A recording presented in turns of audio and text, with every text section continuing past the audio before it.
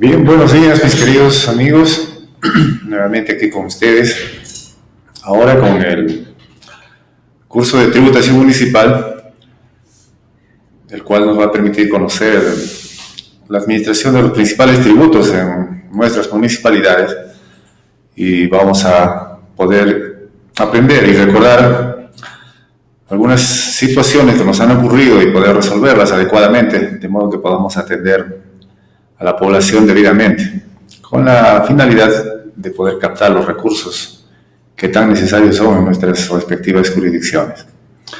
Este primer módulo trata sobre el marco normativo tributario peruano. Aquí vamos a poder recordar y aprender cómo es que el Estado peruano crea y administra los tributos municipales, con el objetivo de poder enmarcarnos debidamente al momento de tratar ya en detalle cada uno de los tributos que administramos en nuestras respectivas jurisdicciones. Muy bien, ¿cómo funciona entonces la tributación? En esta primera lámina podemos ver cómo es que el Estado, a través de políticas tributarias, dicta normas, adicionalmente a esto, dispone que algunas organizaciones llamadas administraciones tributarias puedan hacerse cargo de los tributos que haya creado y normado. Estos finalmente son pagados por los ciudadanos, los cuales, de acuerdo con su capacidad contributiva, cumplen con efectivizar sus pagos en favor del Estado peruano.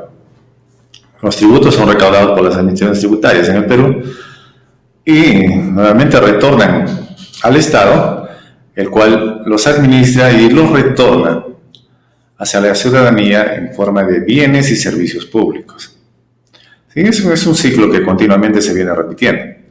De modo que nosotros estamos en la parte del que está entre el Estado y la ciudadanía, quienes dan la cara para cobrar los tributos y entregan a su vez los servicios a los ciudadanos. Muy bien, el sistema tributario peruano entonces está compuesto desde el Estado, por el gobierno central. Se han creado gobiernos locales y gobiernos regionales y cada uno tiene competencias ciertamente similares, pero de alguna manera el Estado ha delegado en los gobiernos locales y gobiernos regionales la responsabilidad de crear y administrar impuestos. ¿Ya? En el gobierno central se crean, modifican, derogan y exoneran tributos. El Congreso está facultado para crear contribuciones e impuestos. A través del Poder Ejecutivo, cuando se le delegan las facultades, se crean también tasas y aranceles. Y por parte de los gobiernos locales, que es lo que nos interesa a nosotros como parte de las municipalidades, la ley de tributación municipal, la ley orgánica de municipalidades y la misma Constitución ha delegado en los gobiernos locales el poder crear tasas y contribuciones y administrar desde luego tributos nacionales como el impuesto predial, el impuesto de alcabala, el impuesto al patrimonio vehicular. Y dentro de las tasas que podemos crear y administrar se encuentran los conocidos arbitrios municipales, los derechos y las licencias. ¿Listo? Este es el marco general. Similar situación ocurre en los gobiernos regionales también. Muy bien, entonces, ¿cómo es que se hace esto? ¿O qué normas son las que utilizan los gobiernos locales, los gobiernos regionales y el gobierno central?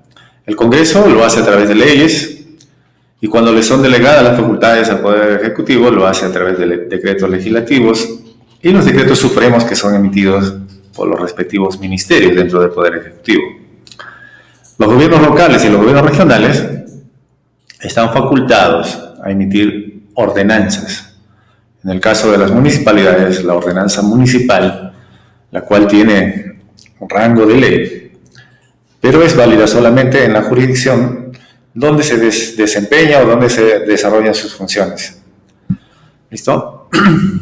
Estas normas son creadas al amparo de las leyes generales que rigen nuestra nación.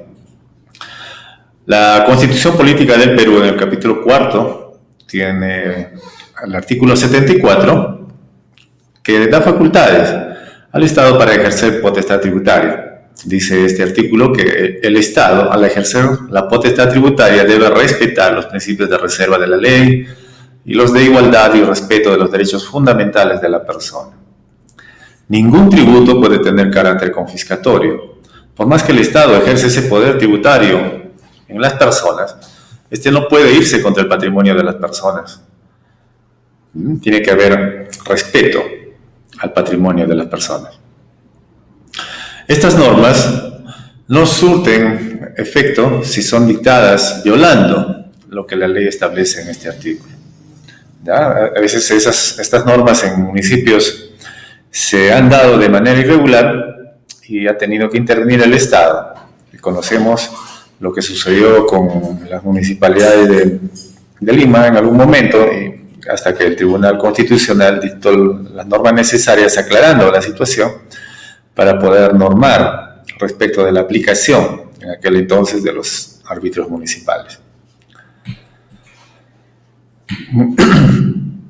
El artículo 196 nos dice que son bienes y rentas de las municipalidades los siguientes: los bienes muebles e inmuebles de su propiedad, los tributos creados por ley a su favor, también son las contribuciones, tasas, arbitrios, licencias y derechos creados por ordenanzas municipales conforme a ley, tal cual lo hemos visto en las láminas anteriores. Asimismo, los derechos económicos que generen por las privatizaciones, concesiones y servicios que otorguen conforme a ley. Los recursos asignados por el Fondo de Compensación Municipal. Asimismo, las transferencias que le asigne la ley de presupuesto que se dicta anualmente. También son rentas de las municipalidades, los recursos asignados por concepto de canon. Sobre todo esto es notorio en las municipalidades o en las jurisdicciones donde existen asientos mineros o pozos petrolíferos o de alguna naturaleza, que las empresas que explotan estos yacimientos tienen la obligación de contribuir con las municipalidades de la jurisdicción. También son rentas de las municipalidades los recursos provenientes de sus operaciones financieras, ¿ya? Inclusive aquellas que requieran del aval del Estado, ¿ya? Es decir, los préstamos o convenios internacionales que pudiera acceder a determinada municipalidad. Todo esto compone entonces lo que viene a ser ingresos tributarios y no tributarios de la municipalidad. Y estos principios tributarios que vamos a ver a continuación tienen que ver con el respeto a la persona. ¿Ya? No se pueden aplicar libremente o generar y normar libremente tributos sin estudiar previamente el entorno y respetar lo que la norma misma ha dispuesto respecto de la creación y administración de estos tributos.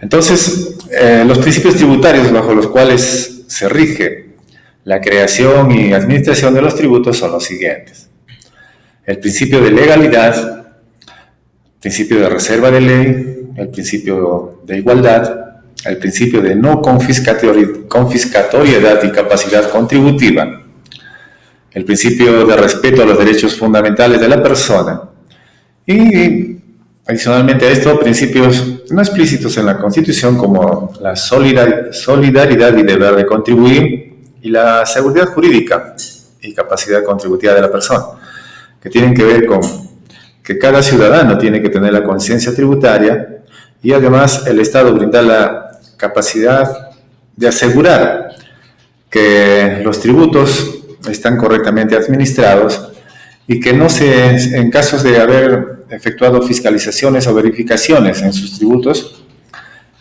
y dado que se ha hecho por determinados periodos, estos no se vuelvan a revisar en lo futuro, dado que esos periodos deben estar totalmente saneados después de la intervención de la administración tributaria. ¿Listo? Esto está amparado por la Constitución Política del Perú a través del artículo 74. Vamos a ver entonces un poco en detalle cada uno de estos principios. El principio de legalidad tiene que ver, y es entendido como la limitación o una limitación al poder tributario inherente a todo Estado, ya que este solo puede ser ejercido por ley expresa. Eso nos dice Gerardo Ataliba, profesor de Derecho Tributario de la Universidad Católica de Sao Paulo, y es un concepto bastante sencillo de entender, ¿no?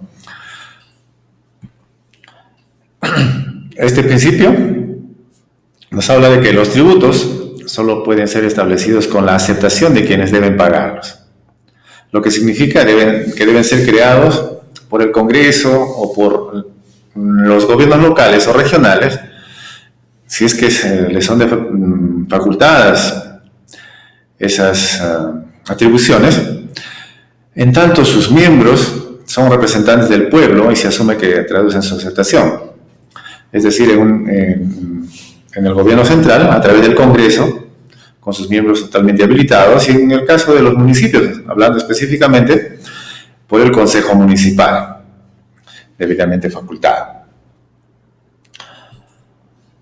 Y Héctor Villegas, por su parte, nos dice que este principio tiene fundamento en la necesidad de proteger a los contribuyentes en su derecho de propiedad, por cuanto los tributos implican restricciones a este derecho, ¿sí? Porque parte de nuestra propiedad o parte de nuestros ingresos tenemos que destinarlos a cubrir las obligaciones tributarias que generan el Estado a través de las municipalidades, gobiernos locales o a través del Estado o el gobierno central en favor o en contra, mejor dicho, del ciudadano común y corriente que vive dentro de la jurisdicción determinada. ¿Listo? Ahí les he anotado en esta lámina una sentencia del Tribunal Constitucional para que puedan revisarla, si quieren ahondar en esto, el estudio de este principio. Otro de los principios que vamos a ver es el principio de legalidad. Este principio tiene que ver con crear, modificar y suprimir tributos, quien está facultado para ello. ¿Sí? Ya lo vimos en las láminas anteriores, quienes tienen facultades para hacer tales cosas. Este principio tiene que ver con determinar los elementos esenciales del tributo, a quienes conceder exoneraciones y beneficios tributarios, normar los procedimientos jurisdiccionales, definir las infracciones y sanciones por incumplimientos u omisiones y establecer privilegios, preferencias y garantías para la deuda tributaria. Y adicionalmente otras formas de extinción de la obligación tributaria, como por ejemplo en algunas jurisdicciones se estila el pago de deuda por prestaciones de servicios o prestaciones de trabajo y cosas de esas, o compensaciones de alguna manera, o pagos no dinerarios sino en especies. Vamos a ver el principio de reserva de ley. La reserva de ley en materia tributaria es en principio una reserva relativa. En tal sentido, es posible que la reserva de ley puede admitir excepcionalmente derivaciones al reglamento, siempre y cuando los parámetros estén claramente establecidos en la propia ley o norma con rango de ley. Más o menos ilustrando un poquito a qué se refiere esto. Digamos, en el caso del impuesto al patrimonio vehicular, si sabemos que todos los vehículos transitan por las vías públicas, por las carreteras y caminos del Perú, pero tenemos dentro del marco que rige este impuesto, del marco legal que rige este impuesto, algunas excepciones, como por ejemplo la exoneración del tributo o la inafectación, mejor dicho, del tributo de los famosos tractocamiones. Eso está normado en la ley y así lo tenemos que aceptar, a pesar de que estos camiones son los que quizás sean los que más deterioran los caminos y las vías del Perú, dado por la capacidad de carga que tienen. Sin embargo, está normado en la ley y así se tiene que conducir y administrar este tributo. Entonces, para la aplicación de esto se debe tomar en cuenta que el grado de concreción de sus elementos esenciales será máximo cuando regule los sujetos, el hecho imponible y la alícuota. Será menor cuando se trate de otros elementos. Sin embargo, en ningún caso podrá aceptarse la entrega en blanco de facultades al Poder Ejecutivo para regular en esta materia, porque ciertamente esto es una facultad que deviene inherente al Congreso de la República y en el caso de los gobiernos locales y regionales al Consejo Municipal o Consejo Regional. En ocasiones excepcionales se otorgan estas facultades al Poder Ejecutivo. Ahí también les he anotado alguna resolución o una resolución del Tribunal Constitucional que puedan revisar para ahondar en esto. Otro de los principios es el principio de igualdad. ¿Ya? Igualdad ante la ley versus la igualdad tributaria. Se encuentra referido este principio a la forma igualitaria en que deben ser tratados los particulares con fines de tributación. Horacio Villegas nos dice, es decir, no debe haber diferencias en materia tributaria por razón de las personas. ¿Ya? Se encuentra relacionado este principio a la capacidad contributiva de las personas, según el cual el reparto de los tributos ha de realizarse en forma tal que se trate igual a los iguales y desigual a los desiguales, por lo que la carga tributaria ha de recaer en principio donde exista riqueza que pueda ser gravada. Es decir, si nos damos cuenta, en el caso del ejemplo clásico, por ejemplo, si tenemos un contribuyente del impuesto vehicular versus otro contribuyente del impuesto vehicular, cada uno con su respectiva unidad. Uno tiene un camión y el otro tiene un auto muy pequeño. Pues, ¿quién es el que tiene mayor capacidad contributiva? ¿Dónde está la mayor riqueza? Lógicamente en el que tiene un camión, ¿cierto? Entonces el tributo es mayor para aquel. O igual en el impuesto predial, el que tiene una casa o un edificio, pues tributará más que aquel que tiene solamente un pequeño departamento, por ejemplo. ¿Listo? Así es el trato. Y para los que tengan similares inmuebles, por ejemplo, pues el impuesto debe ser también similar. Eso es el principio de igualdad en suma cuenta. Pueden revisar también esta sentencia del Tribunal Constitucional para poder aclarar si tuviesen algunas dudas respecto del tratamiento de este principio. Hablemos ahora del principio de no confiscatoriedad. Desde el punto de vista cuantitativo, un impuesto deviene confiscatorio cuando, para pagarlo, el contribuyente tiene que disponer o desprenderse de una parte sustancial de su capital o de su patrimonio. Si tenemos impuestos de esa naturaleza, entonces estamos hablando de confiscatoriedad. Y esto no le está facultado al legislador. Las normas que rigen los tributos no deben estar traspasando este principio, porque no es válido. Ahora, desde el punto de vista cualitativo, este principio es confiscatorio cuando el tributo ha sido creado violando otros principios de tributación, ¿ya? Constituyendo de esta manera un acto de despojo. Este principio obliga al Estado a garantizar el respeto a la propiedad privada, evitando que los impuestos disminuyan la posición patrimonial de los contribuyentes.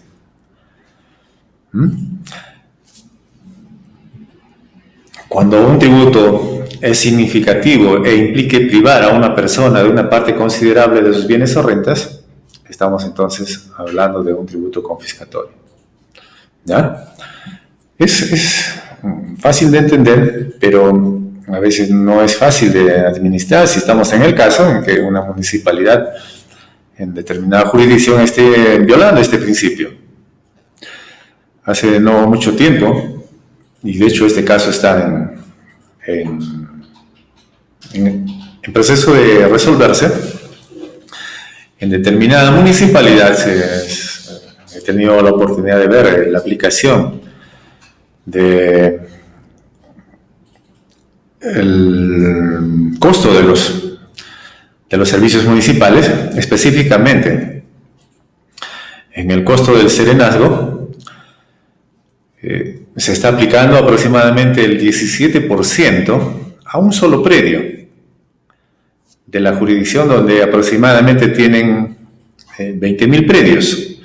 Ciertamente este es un predio, es un centro comercial de buen tamaño, ¿ya? No es de los malls que conocemos, pero es un centro comercial y sin embargo su carga tributaria es muy fuerte por el concepto de serenazgo. El 17% de todo el costo por brindar el servicio a toda la población de esa jurisdicción. Y esto está claramente violando el principio de no confiscatoriedad. Ahora tenemos, por último, los principios de respeto a los derechos fundamentales de la persona. Estos principios, como dijimos, no están explícitamente desarrollados en nuestra Constitución, sin embargo, deben ser tomados en cuenta para entender la real dimensión del sistema tributario peruano.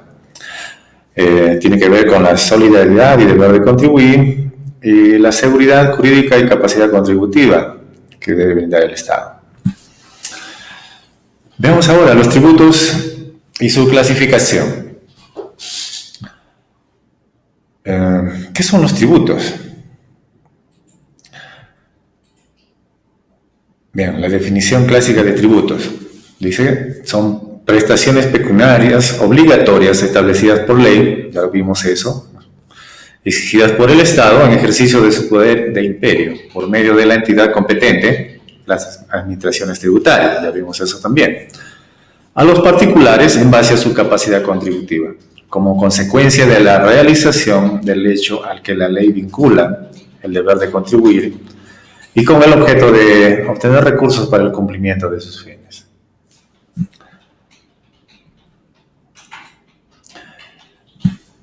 El tributo como cuantía en dinero. El artículo 28 del texto único ordenado del Código Tributario establece que la deuda tributaria está constituida por el tributo propiamente, las multas y los intereses que hubiera generado por el pago inoportuno. ¿Listo? La deuda tributaria es la cantidad líquida o monto monetario que corresponde ser abonada al fisco y que no se confunde con la prestación tributaria. ¿Ya? Podemos ver este gráfico ahora para ilustrar los tipos de tributos. Hay tributos directos y tributos indirectos, o tributos que tienen que ver con la prestación de un servicio y tributos que no, que son netamente por la posesión o propiedad de algo. Entonces, dentro de los tipos de tributos, hablamos primeramente de los impuestos. En los impuestos, el ciudadano entrega una cantidad de dinero, normada por ley, ya como lo vimos, pero a cambio de ello no recibe servicio o contraprestación alguna. Hablamos entonces de que el impuesto es una contraprestación directa. El Estado no está obligado a una contraprestación en el contribuyente y simplemente grava la propiedad. Entonces, el impuesto es una contribución directa en favor del fisco. Ahora, en cambio, cuando el ciudadano entrega dinero generado por ley como un tributo a favor del fisco y a cambio de ello recibe una contraprestación o servicio, hablamos de una contribución y decimos que una contribución tiene como hecho generador el beneficio derivado de la realización de obras públicas o de actividades estatales en favor de cierta población. Entonces, quienes están siendo beneficiados por el servicio o por la obra pública tienen y están obligados a contribuir en favor del fisco por esta mejora. Entonces, ellos dan tributos, pero reciben servicios u obras públicas. Otro tipo de tributo, también dentro de las mismas características, el ciudadano entrega dinero y recibe servicios a cambio. Hablamos de las tasas, ¿ya? La prestación efectiva por el Estado de un servicio público individualizado en el contribuyente. Es la definición clásica que conocemos de lo que es una tasa. Entonces, vayamos un poco desenvolviendo un poquito cómo es esto de los tributos, y hablamos de los tributos en el ámbito nacional. Los tributos del gobierno central, impuestos, tasas y contribuciones. ¿Ya? Dentro de los impuestos, los más conocidos, tenemos el impuesto a la renta, el impuesto general a las ventas, IGB, el impuesto selectivo al consumo, el impuesto a las transacciones financieras, o ITF, el impuesto a los juegos de casinos y máquinas tragamonedas, impuesto extraordinario para la promoción y desarrollo turístico, los derechos arancelarios, el régimen único simplificado que fue creado tratando de formalizar a las pequeñas o las personas que ejercen actividad comercial. Estos son ejercidos directamente por el Estado a través de la SUNAT, ¿no? Dentro de las tasas tenemos las tasas por prestación de servicios públicos, tales como los derechos por tramitación de los procedimientos administrativos, y estos están compilados en lo que conocemos como los textos únicos ordenados de procedimientos administrativos, los TUPAS, famosos TUPAS, que cada entidad está obligada a divulgar o hacer de conocimiento de la población en los procedimientos que atienden.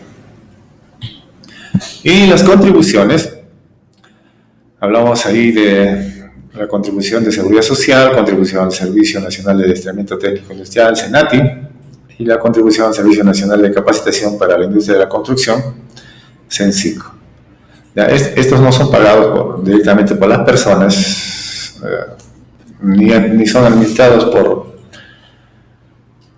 por las entidades locales o las administraciones locales, sino por el Estado propiamente. Ahora, los tributos en el ámbito local, igual hablamos de impuestos, tasas y contribuciones, pero los que el Estado ha facultado para que las administraciones locales puedan administrarlos, valga la redundancia, son de otro tipo, que la SUNAT no los tiene, y los ha delegado el Estado en favor de las municipalidades distritales o provinciales, y también algunos otros, como en nuestros gobiernos regionales. Enmarquémonos en lo que son los tributos de ámbito local municipal. ¿Listo? Tenemos entre ellos los impuestos de administración municipal distrital. Hablamos del impuesto predial, el impuesto a los juegos, el impuesto de alcabala, el impuesto a los espectáculos públicos no deportivos, muy venido a menos en estos últimos tiempos por la normativa. Tenemos también impuestos de administración provincial netamente. Las municipalidades distritales no lo pueden administrar, como el impuesto al patrimonio vehicular, el impuesto a las apuestas y el impuesto a los juegos.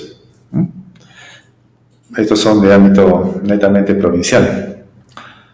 Lógicamente que los Los otros impuestos de ámbito distrital también los administra la municipalidad provincial, como el impuesto predial, el impuesto de alcabala, ¿sí?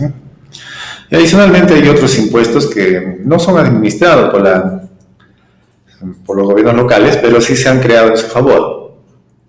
Ya los administra el Estado, pero lo que se recauda por estos impuestos se distribuye a las municipalidades porque han sido creados a favor de estas. Hablamos del impuesto de promoción municipal, que está formando parte de lo que pagamos como el impuesto general a las ventas, ¿sí? Es el 2%, de eso pagamos actualmente el 18%, y de ese 2% está compuesto por el impuesto de promoción municipal, que va en favor de las municipalidades. También ha sido creado a favor de las municipalidades el impuesto al rodaje, ¿ya? Que es el 8% aplicable a las gasolinas sobre el precio ex planta nacional o el del valor CIF de importación. Y también otro impuesto creado a favor de las municipalidades es el impuesto a las embarcaciones de recreo.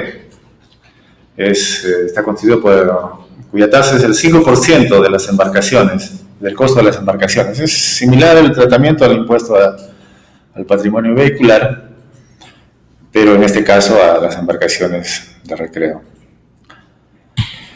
Y dentro de las tasas de administración municipal o de los gobiernos locales, hablamos de la tasa de servicios públicos o arbitrios, que son los servicios públicos prestados en favor de la ciudadanía. Las tasas por servicios administrativos o derechos, que hablamos, de los TUPAS famosos.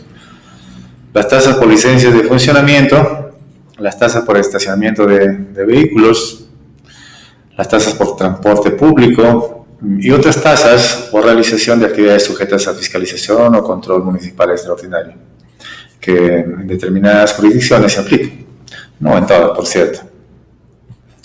Y dentro de las contribuciones, hablamos de la contribución especial por obras públicas, que es la única que está facultada a administrar la administración local.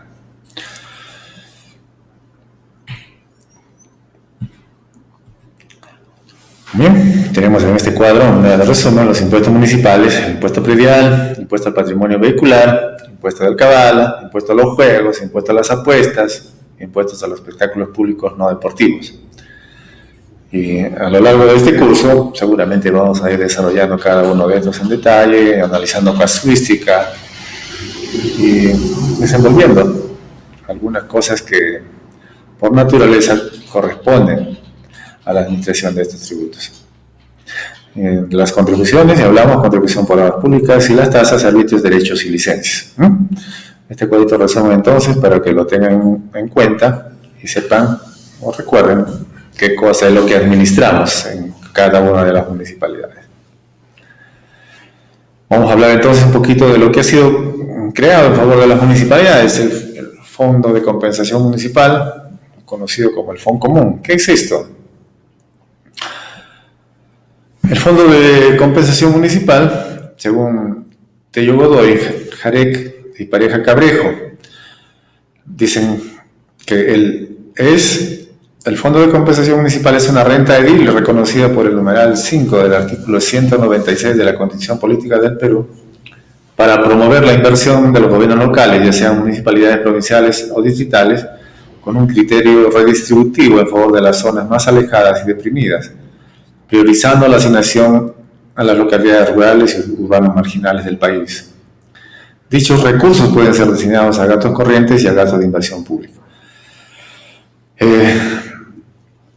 En algunas municipalidades este monto de FONCOMUN les sirve para seguir manteniéndose, porque lo que ingresa por ingresos propios, la administración de los tributos, como el impuesto predial o el impuesto de alcabala, es mínimo. Hablamos de los municipios muy pequeños. En cambio, otros de naturaleza provincial, lo llamamos municipalidades grandes, muy poco de esto les sirve para financiar sus actividades porque son montos pequeños en comparación con los recursos directamente captados. De acuerdo con la Ley de Tributación Municipal, el artículo 86 nos dice lo siguiente: el Fondo de Compensación Municipal, a que alude el numeral 5 del artículo número 196 de la Constitución Política del Perú, está constituido por los siguientes recursos: el rendimiento del impuesto de promoción municipal, el rendimiento del impuesto al rodaje y el impuesto a las embarcaciones de recreo. Este cuadrito nos muestra entonces la composición de este fondo común. ¿Ya? Está compuesto por el impuesto de promoción municipal, el impuesto al rodaje y el impuesto a las embarcaciones de recreo, que ya lo detallamos en la lámina anterior. ¿Listo? Entonces ahí, esta manera de resumen este cuadrito. Bueno, ¿y cómo se distribuye este fondo común? El segundo párrafo del artículo 87 de la Ley de Tributación Municipal indica que el fondo común se distribuye considerando los criterios que se determinen por decreto supremo con el voto aprobatorio del Consejo de Ministros y además refrendado por el Ministro de Economía y Finanzas con la opinión técnica del Consejo Nacional de Descentralización. ¿Ya? Y para ello se considera lo siguiente: los indicadores de pobreza, demografía y territorio, incentivos de generación de ingresos propios y priorización del gasto de inversión. Y al analizar estos criterios que se emplean para la construcción de los índices de distribución entre las municipalidades, se puede de alguna manera favorecer a aquellas que necesitan más del auxilio del Estado.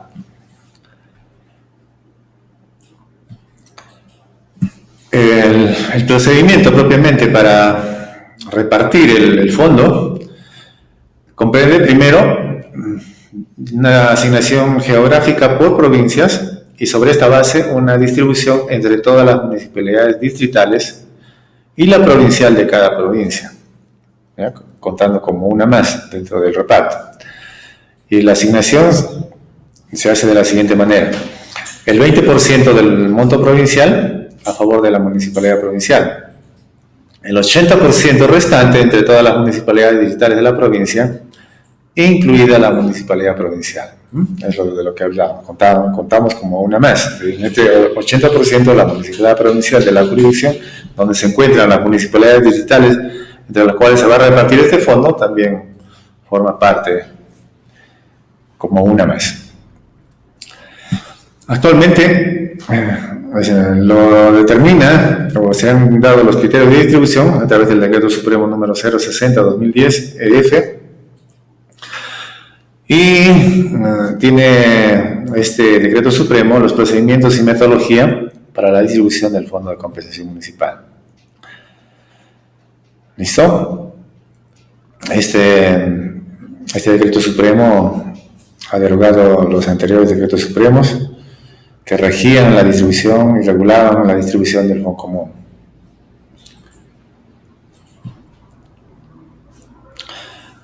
Según el artículo 88 de la Ley de Tributación Municipal, los índices de distribución del fondo serán determinados anualmente por el Ministerio de Economía y Finanzas mediante resolución ministerial.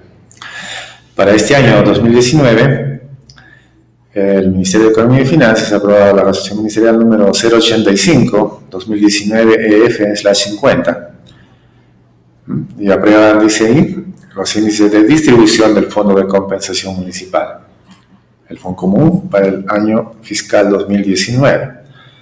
¿No? Esta norma ha sido dada el 27 de febrero del año presente y paulatinamente irán llegando los fondos a las municipalidades por partidas a lo largo del año. Los recursos mensuales que perciben las municipalidades por este concepto no pueden ser inferiores al monto equivalente de 8 unidades impositivas tributarias vigentes a la fecha de aprobación de la ley de presupuesto del sector público de cada año. ¿Listo? Entonces, como mínimo, cada municipalidad debe recibir 8 unidades impositivas tributarias, ¿no?, al mes. Bien, hasta aquí este primer módulo, y a lo largo de este curso vamos a seguir conociendo las cosas que traemos como recuerdo y como solución en algunos casos para personas como ustedes que están embarcados en la aventura de administrar tributos, atender personas, generar recursos a favor del gobierno local y devolver servicios y obras públicas. Muchas gracias por su atención y estaremos en una próxima sesión, seguramente, con ustedes. Hasta pronto.